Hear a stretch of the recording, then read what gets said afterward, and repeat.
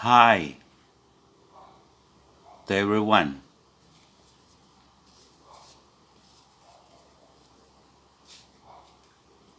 Once again, we have to report the COVID-19 update. The title of the video is Nationwide COVID-19 Recovered and Died as of April 11, 2021 at 4 o'clock in the afternoon.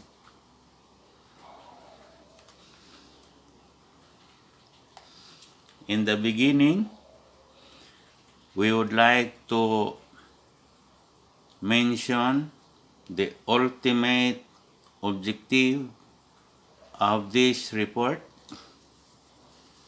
We have number one, create public awareness, disseminate information, and number three, encourage the public to continue follow the minimum health safety protocols or standard. So these are the three main goals of the report. The entire report is divided into three parts. Part number one, additional new positive cases recovered and died of the day. Number two, total number of recorded cases. Number three, finding. These are the three parts of the report. To start with, part number one, we have additional new positive cases, 11,681. Additional new recovered cases, 55,204. And additional new died cases, 201. These are the data of the three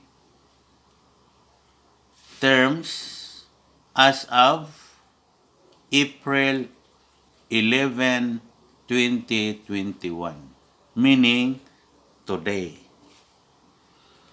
Let us compare it with the data yesterday, April 10. Additional new positive cases were 12,674. New positive cases or additional new positive cases. Yesterday, 12,674.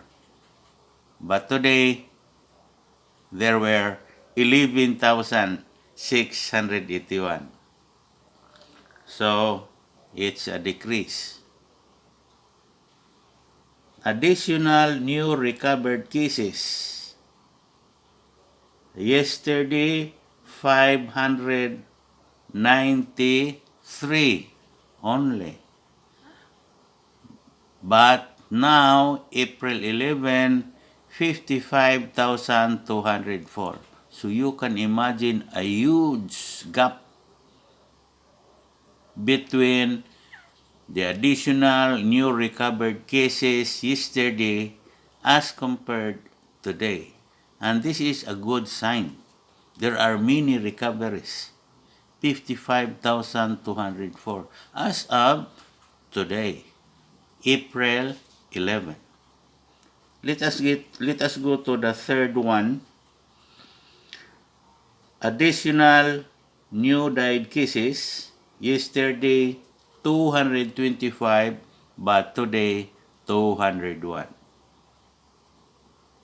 So the death is a little bit as S, no? The same, 200 plus. Then let us go to the second part of our report. Total number of recorded cases. There are three components of this data.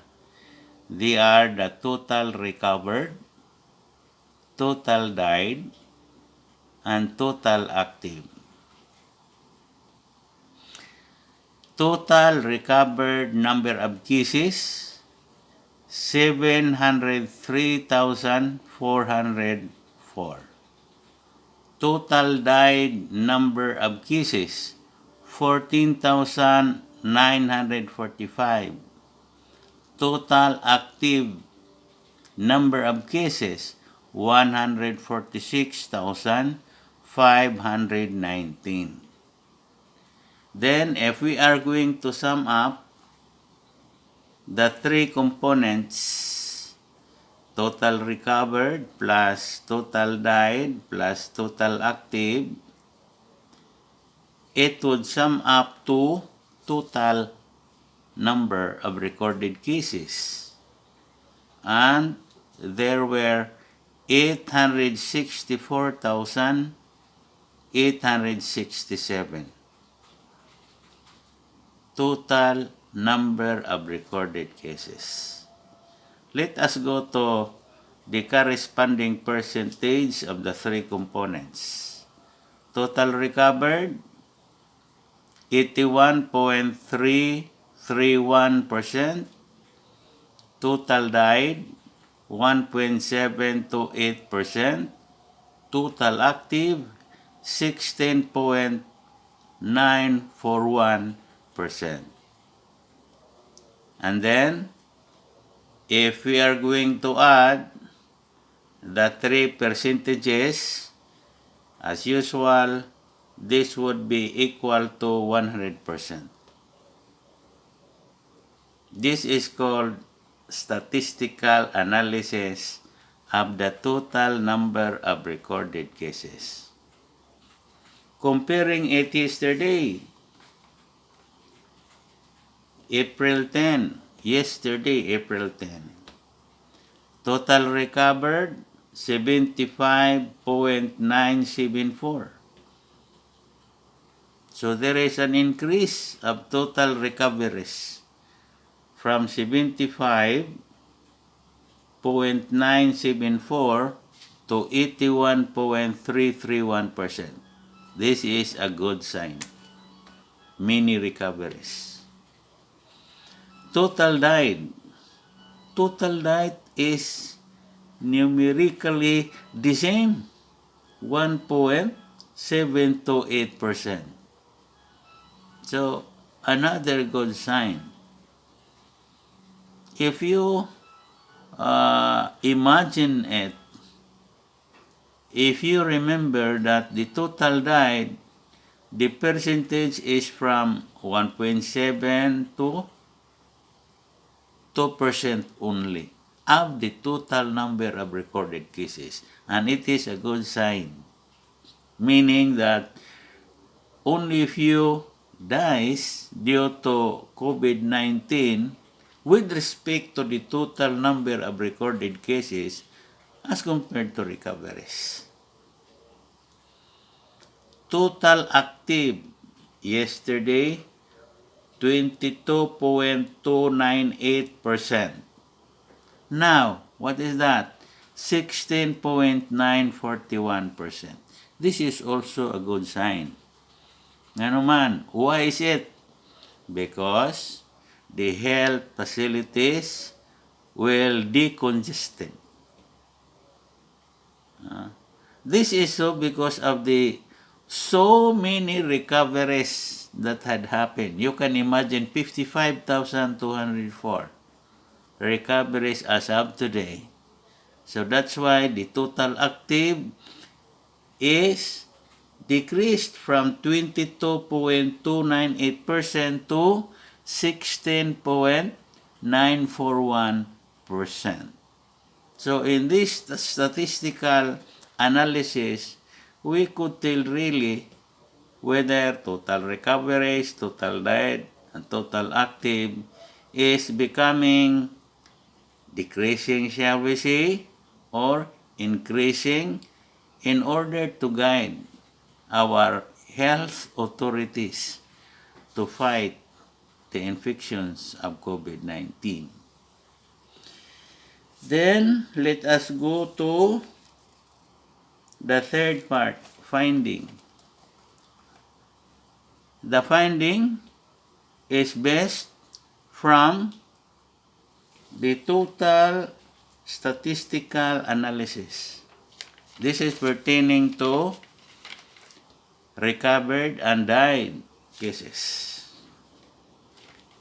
Then, based on the statistical analysis, it reveals that there were 81.331% of the total number of recorded cases recovered from COVID-19 and 1.728% died because of the infections of COVID-19.